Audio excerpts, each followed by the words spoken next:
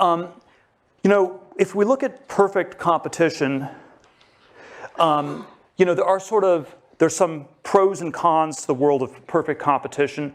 On a high level, it's always, this is what you study in Econ 1. It's easy to model, which I think is why econ professors like talking about perfect competition. It somehow is efficient, especially in a world where things are static, because you have all the consumer surplus gets captured by everybody. And politically, it's what we're told is good in our society, that you want to have competition, and this is somehow a good thing.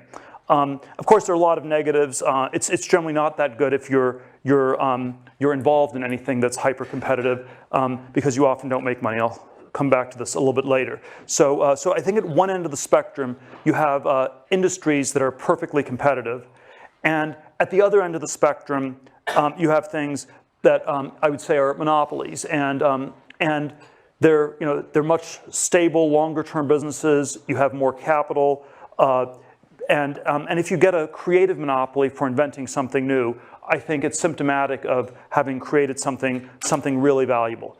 And so I do think this, you know, the extreme binary view of the world I always articulate is that there are exactly two kinds of businesses in this world. There are businesses that are perfectly competitive, and there are businesses that are monopolies.